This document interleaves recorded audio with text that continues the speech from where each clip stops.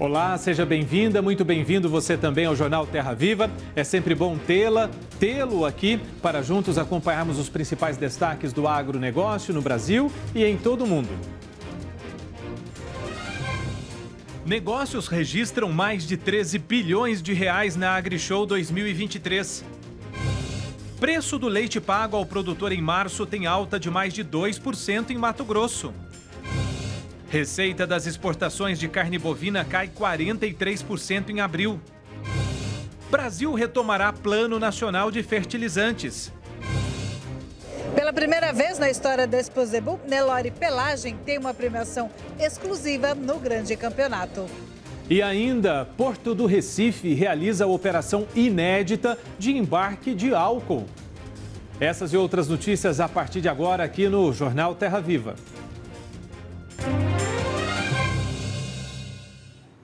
Durante entrevista exclusiva ao canal AgroMais, nesta segunda-feira, o ministro de Minas e Energia, Alexandre Silveira, falou sobre a proposta de aumentar a mistura de etanol anidro na gasolina para 30%. A ideia será discutida na próxima reunião do Conselho Nacional de Política Energética. Este aumento deverá acontecer de maneira gradual, com previsibilidade e transparência, e fazendo uma avaliação técnica junto com a indústria automotiva e o setor produtivo de etanol para dar segurança aos consumidores.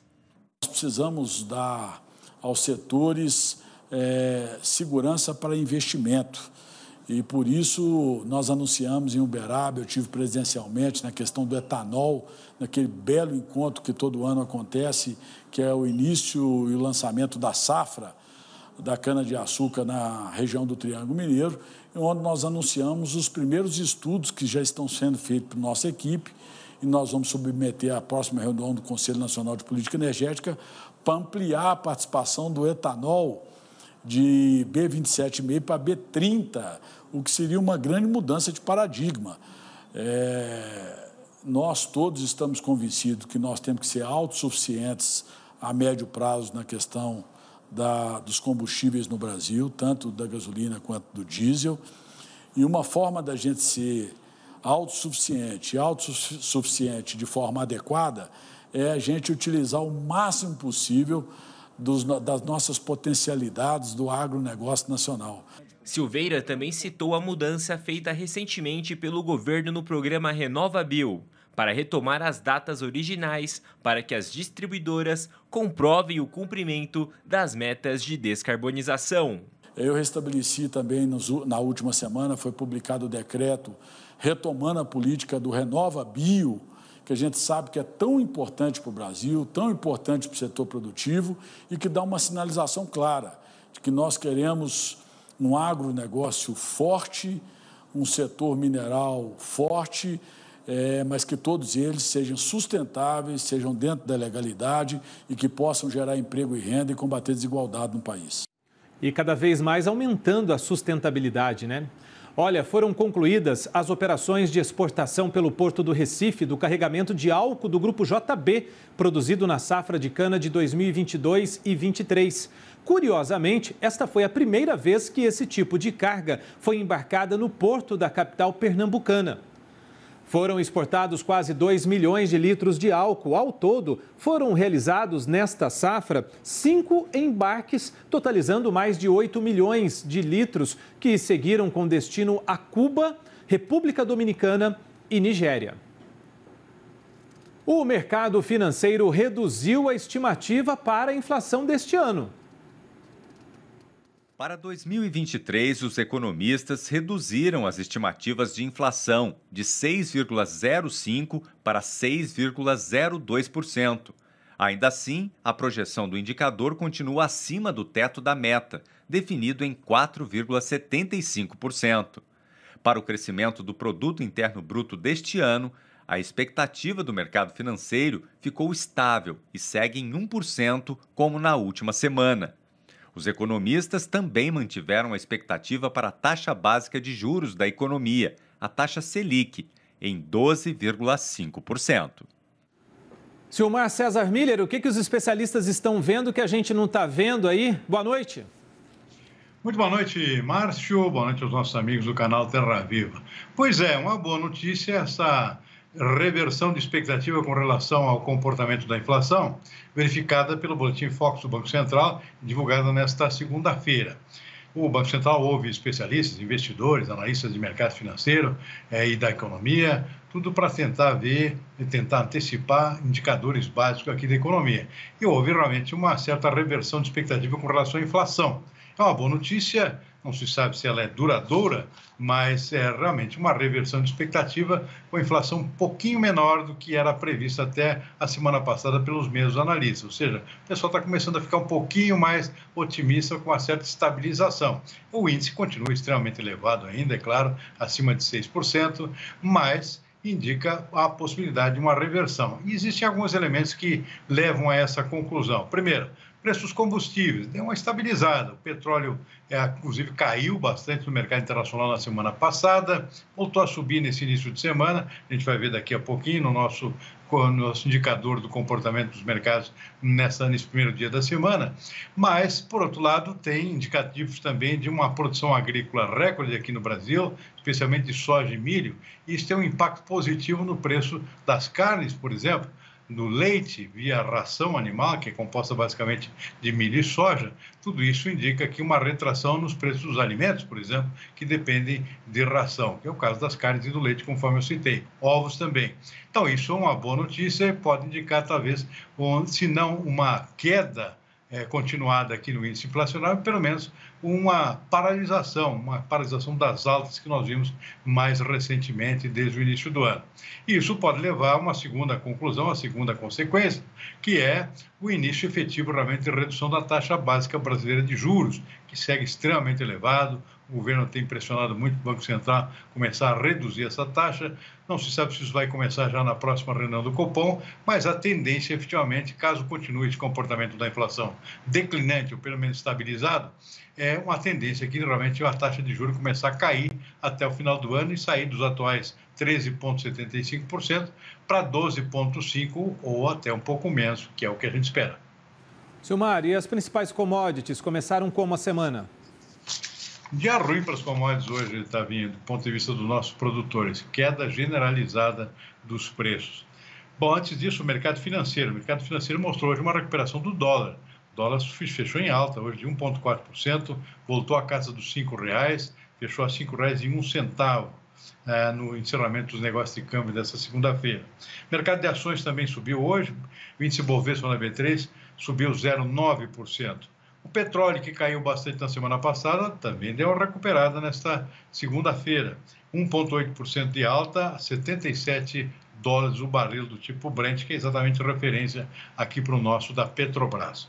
Mercado de commodities agrícolas com predominância de quedas. Quedas não muito fortes no mercado de grãos, mas de qualquer forma um comportamento negativo. Só o cacau subiu nesta segunda-feira nos mercados internacionais de commodities de maior interesse do Brasil. Soja caiu 0,2%, no contrato referencial que a gente utiliza aqui para os nossos comentários. Clima continua muito favorável para o desenvolvimento da safra americana. Depois do fechamento da Bolsa, saiu o levantamento semanal do USDA, o Departamento de Agricultura dos Estados Unidos, sobre o andamento do plantio. Está acima da expectativa e muito acima da média histórica. Soja, por exemplo, 35% já semeados, isso ficou acima do que era esperado e isso acaba sendo indicativo de mais quedas nos preços da soja e também do milho amanhã, milho que também segue com plantio acelerado da nova safra americana. Esse é um fator de baixa para preço. O milho fechou praticamente estável hoje, mas, como eu disse, tem essa tendência de pressão a partir de amanhã. O trigo abriu o dia em alta, preocupações lá com a questão da Ucrânia, continuidade das exportações do país, acabou fechando em queda aqui por conta também de clima favorável para o desenvolvimento da nova safra americana. Na Bolsa de Nova York, o resultado é até um pouco mais crítico. O algodão caiu 0,7%, café arábica caiu bem mais, 2,2%, açúcar também recuou hoje, 0,9% na Bolsa de Nova York, e o tombo do suco de laranja foi de nada menos de 3,7%, uma queda bastante forte dos preços dessa bebida na Bolsa nova-iorquina. E o boi gordo aqui no mercado futuro da B3 em São Paulo também teve um recuo hoje, pequeno, que seja 0,1%, mas de qualquer forma não sinaliza nenhuma melhora também no nosso mercado físico, que fechou estável, com tendência de baixa aqui nos principais pontos do interior do país. Márcio. Muito bem, Silmar, obrigado. Silmar, ao falar das commodities, me chamou de Tavinho, o que é um grande orgulho para mim, mas eu acho que é porque o Tavinho passou a semana inteira com a gente aqui, a semana passada, ao vivo conosco, mas hoje ele já voltou para São Paulo e a programação normal dele aqui no canal. Não tem problema, viu, Silmar? É um orgulho, viu? Bom descanso para você, boa noite. Boa noite, Márcio, até amanhã. Valeu. A AgriShow, a Feira Internacional de Tecnologia Agrícola em Ação, superou as expectativas em volume de negócios gerados durante os 5 dias de evento. Presta atenção no número. 13,2 bilhões de reais foi o valor divulgado pelos organizadores. Além das grandes máquinas agrícolas, esta edição foi marcada também por novas parcerias. A 28ª edição da AgriShow, maior feira agrícola da América Latina, realizada em Ribeirão Preto, interior paulista, chega ao fim superando os resultados do ano passado. Bom, esses dias foram muito agitados em negócios. Eu não vou te passar números, porque ainda não tenho números oficiais, mas conversando com alguns bancos, né? Até ontem me foi reportado que praticamente todo o volume vendido ano passado já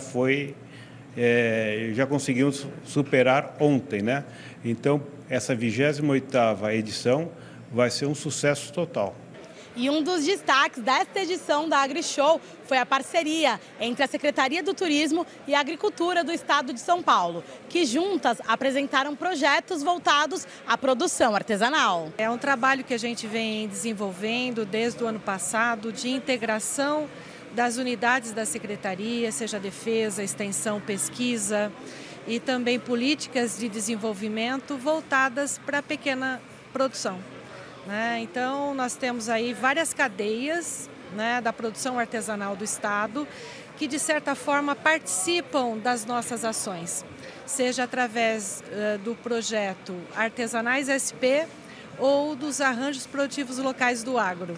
Com todo esse retorno positivo, é claro que os olhares já se voltam para a próxima edição e para as novidades que podem surgir. A gente está pensando já no ano que vem, em ver se a gente vai também apresentar as nossas mudas e cavalos de uvas de mesa e uvas viníferas. É um projetinho, aqui estou te dando spoiler em primeira mão. Pode ser que naquele canteiro com a apresentação da produção, né, dos cultivares, a gente possa estar mostrando também uva no ano que vem. Aguardem. Parabéns, AgriShow. Olha, e tudo isso sinaliza para a força do agronegócio brasileiro em números. Uma nova projeção aponta que a renda do setor agropecuário este ano deve atingir R$1 trilhão. Isso mesmo, número parecido com o do ano passado. A expectativa é puxada principalmente pelo setor agrícola, que deve bater recorde na colheita de grãos como soja e milho e com o aumento das exportações. A seguir, Nelore Pintado teve premiação exclusiva na Expo Zebu 2023. E você vai ver ainda, litro do leite no Mato Grosso apresenta alta de mais de 2% em março. A gente conta os detalhes depois do intervalo. Até já. O ministro da Agricultura e Pecuária, Carlos Fávaro, falou sobre a ativação do Conselho Nacional de Fertilizantes. Para Fávaro, é importante que o Brasil tenha autonomia na produção dos insumos para garantir a segurança alimentar da população e a competitividade do agronegócio. O Brasil é um dos maiores exportadores de alimentos do mundo. O setor agrícola responde por quase metade de todas as nossas vendas externas, gerando alimento, empregos e divisas para o país. Pagamos um preço alto por isso, já que, para manter a produtividade das lavouras que alimentam os brasileiros e parte considerável da população mundial, precisamos importar anualmente cerca de 40 milhões de toneladas de fertilizantes. Precisamos reverter essa equação com a reestruturação do Conselho Nacional de Fertilizantes, que será presidido pelo vice-presidente e ministro Geraldo Alckmin.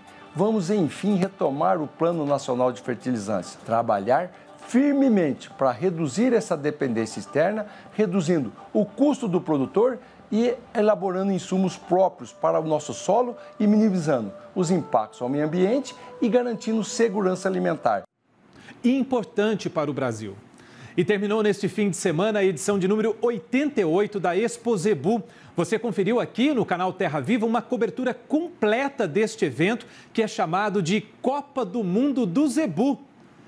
Nos gramados da pista de julgamentos do Parque Fernando Costa, em Uberaba, pela primeira vez na história da Expo Zebu, o Nelore pintado teve premiação exclusiva no grande campeonato.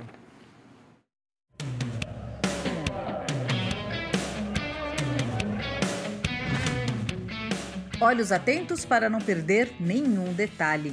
São muito bonitos, animais de todas as raças, cada um com a sua peculiaridade, mas são muito bonitos. Essa final é igual a final da Copa do Mundo pra gente. A gente aguarda o ano todo para estar aqui e a expectativa é sempre muito grande, coração na boca. 1.594 animais entraram nesta pista nos 8 dias de competição. A final é o momento mais esperado pelo público e o mais difícil para os jurados. A gente chega num grande campeonato com um nível altíssimo, muita qualidade, aonde a gente pondera qualidades praticamente. Uma das novidades do grande campeonato este ano é o julgamento por pelagem. Pela primeira vez na história da Expo Zebu, o Nelore Pelagem tem uma premiação exclusiva. A gente tem agora esse parâmetro, é muito legal ter a disputa aqui. Isso faz bem para a raça, para corrigir os erros da fazenda e a gente está muito feliz com isso aqui.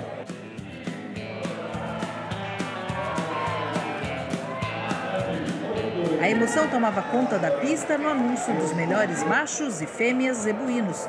Cada raça teve um campeão. É um sentimento de 12 meses de trabalho. Não tem explicação, isso aqui a gente entrega a vida, levanta de madrugada, para mais tarde, perde noite de sono quando as coisas não dão certo. Não tem como, né, emocionar, é um ano de trabalho, junto com a minha equipe, que me apoia, me ajuda em todo momento. Acho que isso mostra o resultado do nosso trabalho, mostra que nós estamos no caminho certo, agregando bons animais no nosso projeto, então isso não tem preço, é muita emoção. Para Vanilton, apresentador do grande campeão Nelore, a vitória corou o trabalho de um ano todo. Para nós é muito gratificante chegar, estar aqui. Aqui não é fácil, aqui é uma Copa do Mundo, você se prepara o ano todo para estar aqui, né? A Expo Zebu é a maior feira, pode-se dizer que do mundo. Missão cumprida, a palavra é essa. É um reconhecimento ao trabalho dos criadores e a valorização da boa genética, é isso. Graças a Deus, com crescimento a cada ano, isso é muito importante. A pecuária mostra sua força aqui na Expo Zebu.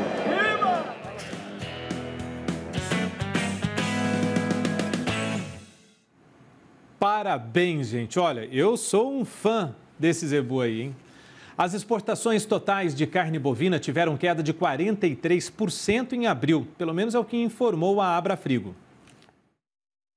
No mês passado, os embarques da proteína animal entre produtos in natura e processados atingiram mais de 140 mil toneladas. O volume representou uma queda de 43% na comparação com abril de 2022.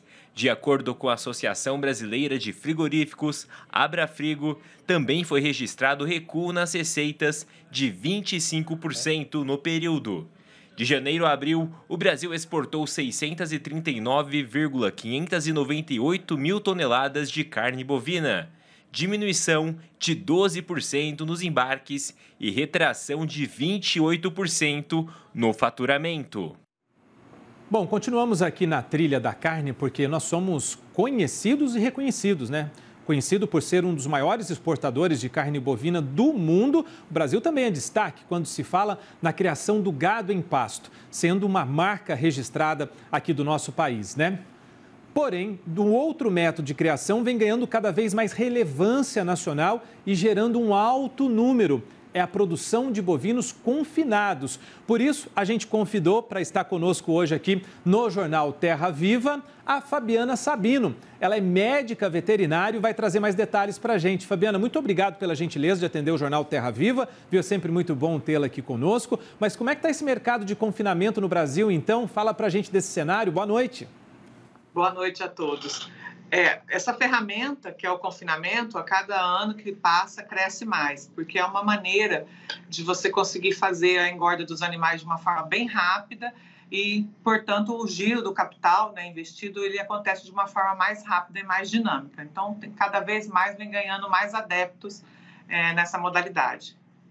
Bom, e a eficiência é muito importante nesse trabalho, né, Fabiano? Para que essa atividade aí do confinamento, então, no Brasil, seja feita de forma eficiente, quais são os principais fatores que o pecuarista deve observar para entrar nesse ramo? Eu sempre recomendo e considero como principal fator o planejamento. O confinamento é uma atividade que envolve certo risco. E ela demanda um capital alto inicialmente. Então, para isso, é preciso ter um planejamento extremamente bem feito. Falo planilhamento mesmo, os números no papel. É preciso saber quantos animais exatamente vão entrar, o que vai ser utilizado na nutrição, quantos dias eles serão confinados, qual é a expectativa de ganho de peso. Eu sempre digo que confinamento tem data para entrar e data para sair. Qualquer coisa que escape desse planejamento pode comprometer a margem de lucro. Fabiana, você tocou um tema muito importante aí, né? Números no papel, planilha, né? Hoje, então, nos rebanhos de engorda em confinamentos, quais são os principais itens, então, que impactam no custo de produção para chegar naquilo que você falou, a palavrinha mágica aí, né? Rendimento, lucro, né? Produção. Sem dúvida nenhuma, o maior custo que mais impacta realmente é a dieta. Quais serão os elementos que serão usados na dieta, qual a disponibilidade desses elementos. Nós temos elementos muito bons que estão com preço alto, nós temos elementos não tão bons com preço melhor, e esse quebra-cabeça tem que ser montado pelo proprietário, né, pelo confinador, com a ajuda de técnicos. Quais são as alternativas? O que nós vamos usar para ajudar, para reduzir o custo aqui, para apertar um pouquinho ali e no final a gente conseguiu o mesmo resultado. Eu quero entrar com você na questão da precocidade, mas queria que você explicasse um pouquinho também para quem é leigo que está acompanhando a gente, né? Tem pressão na busca por animais com precocidade? Explica o que é isso também, eu sei que tem muito produtor que já sabe disso. E quais os principais pontos de atenção na hora de escolher qual animal confinar? Vamos então voltar de trás para frente para a gente entender. Confinar é caro. Concorda? Então, para você ter uma margem de lucro maior, você precisa vender os animais em condições melhores. O melhor mercado, o mercado que mais paga bem é a exportação. Só que a exportação, ela tem teto. A data, né, a idade do animal é um limitante. Então, nós temos até aquela idade para poder exportar.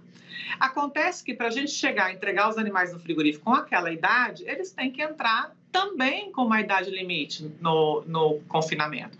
Então, a demanda por animais, por boi magro jovem, é muito grande, porque normalmente a gente não encontra esses animais com facilidade. Se eles forem mantidos simplesmente a pasto, eles já extrapolam essa idade limite. Isso é fundamental, porque é a melhor maneira de aumentar a rentabilidade do confinamento. Existem outros mercados também, mas o principal mercado que mais agrega valor nesse momento é a exportação, para exportação.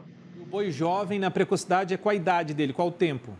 Isso, depende do mercado para o qual ele será vendido, qual é a programação do frigorífico. Mas nós trabalhamos aqui como precoce de 18 até 24 meses e ainda consideramos jovens de 24 a 30 meses. Cenário para 2023, perspectiva, em 30 segundos, Fabiana. Maravilhosa. Acredito muito que a carne, apesar da arroba estar baixa nesse momento, isso é um movimento natural do ano, só temos a ganhar aí nos próximos meses. O mercado vai aquecer de pouco em pouco e com certeza vai ser um excelente ano para a pecuária. Queria te entrevistar todo dia, pela clareza e pela objetividade e também pela didática, apesar da correria. Doutora Fabiana, muito obrigado pela gentileza. Fabiana Sabino, que é médica veterinária, contribuiu demais com a gente hoje. Bom descanso, seja sempre bem-vinda. Obrigada. Obrigado. O litro do leite pago ao produtor em Mato Grosso apresentou alta de mais de 2% em março, ficando cotado a R$ 2,25 o litro em média. Entre os fatores apontados pelo Instituto Mato Grossense de Economia Agropecuária está o baixo incentivo à produção leiteira no estado. O IMEA destaca ainda que para março era esperada uma maior oferta de leite e pressão de queda sobre os preços, uma vez que no mês foram registradas boas precipitações de chuva e, consequentemente, recuperação das pastagens.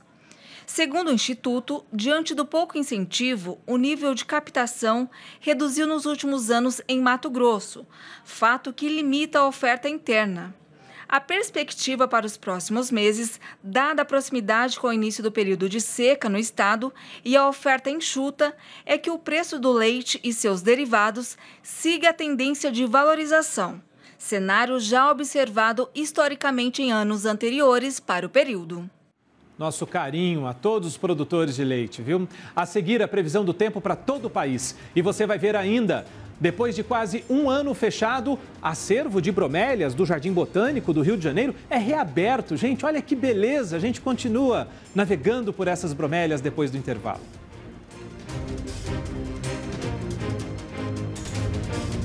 Com a chegada do outono, a paisagem começa a mudar de cara. Lá em Curitiba, capital paranaense, uma rua se tornou o cartão postal com suas árvores de folhas avermelhadas que lembram estrelas. Os vários tons de vermelho anunciam o outono. Difícil não parar e apreciar o que parece uma pintura. O cenário em si está muito bonito, então a gente já vem nessa época já para aproveitar a paisagem. São quase 4 quilômetros de árvores na capital paranaense. Cenário corriqueiro para fotógrafos profissionais e amadores. Uma beleza efêmera, de poucas semanas. É bem curto, né? No máximo aí um mês, né? Ela ainda vai ter um auge bem dela ainda, mas depende muito do tempo. As primeiras mudas de liquedâmbaris, árvore nativa da América do Norte, foram plantadas em Curitiba nos anos 2000 e, como podem ver, se adaptaram muito bem ao clima. Hoje são quase 900 árvores que compõem o famoso Corredor Vermelho. Na Serra Gaúcha, em São Francisco de Paula, as folhagens também rendem um espetáculo. Do alto ao chão, as ruas ganham um charme a mais, com as cores quentes da estação, que traz com ela o clima mais frio. Fica lindo mesmo, hein? E olha só, eventos climáticos extremos causaram prejuízos de 287 bilhões de reais à agropecuária brasileira entre 2013 e 2022, de acordo com o levantamento da Confederação Nacional de Municípios, feito aí com base em dados do Sistema Integrado de Informações sobre Desastres do Ministério da Integração e do Desenvolvimento Regional. Veja só. As secas foram responsáveis por 87% dos prejuízos na agropecuária no intervalo considerado no levantamento. Ao todo, os eventos causaram perdas em 7 milhões de hectares de lavouras, uma área que equivale à soma dos territórios dos estados do Rio de Janeiro e Alagoas. Vamos saber como é que fica a previsão do tempo para todo o país nessa terça. Quem conta para a gente sobre o clima é a Luísa Cardoso. Nesta terça-feira, o deslocamento de uma frente fria em direção ao sudeste vai manter as instabilidades sobre o estado do Paraná, que chove a qualquer momento do dia, intercalando períodos de céu nublado e também trazer chuva forte para o estado de São Paulo, principalmente o litoral paulista, que deve ter essa condição de chuva persistente. Além disso, a zona de convergência intertropical continua atuando, por isso as pancadas de chuva também são persistentes no norte do país, com maiores volumes acumulados em Rondônia, noroeste de Mato Grosso, Amazonas, no Acre e também em áreas do Maranhão, do norte do estado. Já em relação a uma faixa que vai desde o Rio de Janeiro, passando por Minas Gerais, Goiás, boa parte de Mato Grosso, norte da Bahia e o sertão nordestino, o tempo fica firme, o sol brilha no céu entre poucas nuvens e não chove. Mesma condição para boa parte do estado do Rio Grande do Sul e também em Santa Catarina. Já em relação à chuva que acontece sobre Salvador, ainda deve ser forte, inclusive acompanhada de rajadas de vento entre 40 e 60 km por hora. Falando nas temperaturas nesta terça-feira, a máxima chega a 31 graus em Natal, 29 em Salvador e no sul do país as temperaturas máximas ainda vão ser mais amenas, 21 em Curitiba e 22 em Porto Alegre. Os acumulados de chuva nesta semana ainda devem ficar mais concentrados no norte do país, passando dos 80 milímetros em áreas do Amazonas, Roraima, Pará e também do Amapá. Em todo o Centro-Sul, a condição é de tempo firme e chuva aparece apenas de maneira mais pontual, acumulando entre 5 e 20 milímetros. Essa condição favorece, então, o avanço na colheita do café, principalmente no estado de Minas Gerais, Espírito Santo e também em São Paulo, que iniciou há pouco a colheita do café arábica, e também no Espírito Santo o café conilon.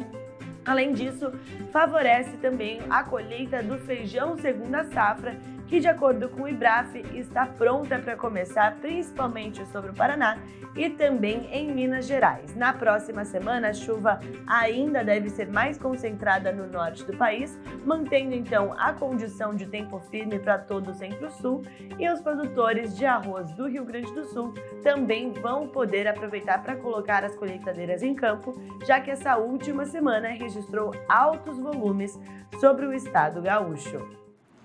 Obrigado, Luísa. Gente, e a colheita está farta em Santa Catarina. Veja só essa imagem do tamanho do pé de uma mandioca. Sabe quantos quilos tem essa mandioca aí? 112 quilos. Que mandioca, hein? O dono do terreno, viu, Cesário, levou 4 horas para conseguir colher. Foi em Pomerode, no Vale do Itajaí. A família vai estocar mandioca para o ano inteiro. Haja mandioca frita, hein? Dá para fazer bastante coisa escondidinho, não é mesmo? Muito bom. Depois de quase um ano fechado, o acervo de bromélias do Jardim Botânico do Rio de Janeiro foi reaberto. Com quase 1.000 espécies, o local é referência mundial na conservação dessa planta. São mais de 15.000 bromélias de 700 espécies, formadas a partir de várias expedições científicas dos pesquisadores do Jardim Botânico do Rio. Fechado há 9 meses para obras, o local foi reaberto essa semana ao público. O bromeliário encantou os turistas de Recife. Visitar um lugar como esse é uma coisa ímpar. Elas estão distribuídas em 2 ambientes de cultivo. A estufa Burle Marx, que ganhou esse nome em homenagem ao paisagista brasileiro mais conhecido mundialmente, e o espaço Dimitri Sucre, ainda fechado ao público. É aqui onde fica a coleção científica, com plantas em floração que ficam expostas de forma temporária. Essas espécies aqui são raras e vivem fora do ambiente natural ou estão em extinção. A preservação delas torna o Jardim Botânico um centro de referência mundial na conservação das bromélias. Essa coleção tem o objetivo de fornecer material genético para a conservação ex situ, que é a conservação dessas espécies, com ênfase nas ameaçadas, né, fora do seu habitat natural. Lindo! Parabéns ao pessoal aí que preserva pra gente, viu? E obrigado também por estarmos juntos mais uma vez aqui no Jornal Terra Viva. Bom descanso para quem vai descansar, bom trabalho para quem segue de noite, de madrugada, no terceiro turno. Sobretudo, que a sua semana seja extremamente produtiva. E deixo o meu convite, continuem conosco.